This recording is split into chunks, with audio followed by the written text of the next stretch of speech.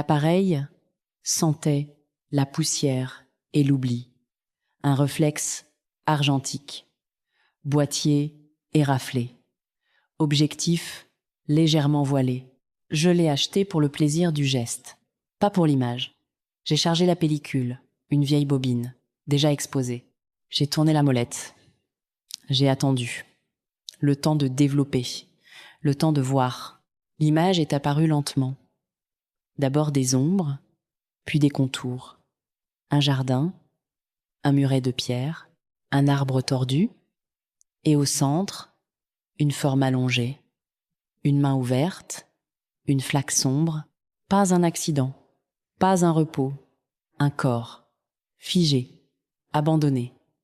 La netteté était cruelle, la composition, accidentelle, mais le message, clair. J'ai cherché les détails, le numéro sur la boîte aux lettres, partiellement effacé, la forme du toit en ardoise, la disposition des rues sur les cartes anciennes, j'ai croisé les photos aériennes, les archives, les témoignages oubliés. Le lieu existait, en périphérie, isolé, une maison qui n'avait pas changé ou qui avait choisi de ne plus bouger. J'ai préparé mon sac, mon appareil.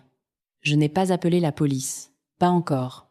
Je devais voir, comprendre, toucher le bord du cadre.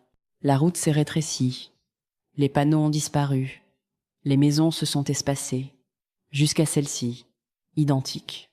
Le muret, l'arbre, la porte en bois sombre, rien n'avait bougé, sauf l'air, plus lourd, plus attentif. J'ai sorti l'appareil, pas pour photographier, pour comparer. Le regard parcourait les murs, les fenêtres, le seuil.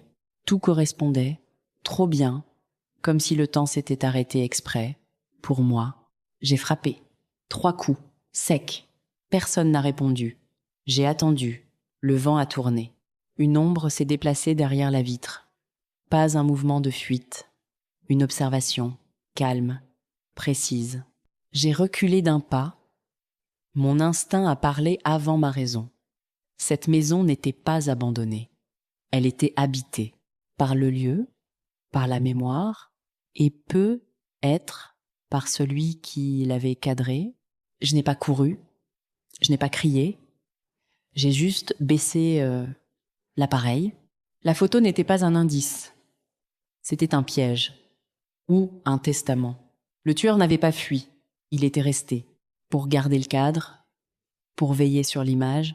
Et moi, j'étais venue développer une preuve alors que j'aurais dû développer ma prudence.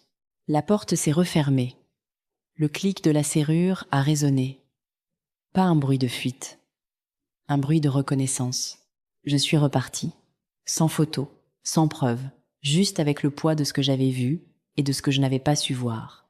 Parfois, regarder n'est pas découvrir, c'est s'approcher trop près. L'appareil attend sur l'étagère. La pellicule est vide, mais le cadre, lui, reste plein de silence, d'ombre, d'un homme qui sait que j'ai regardé et qui attend que je revienne ou que j'oublie. Merci d'avoir partagé ce cauchemar. À très vite dans l'ombre du prochain secret.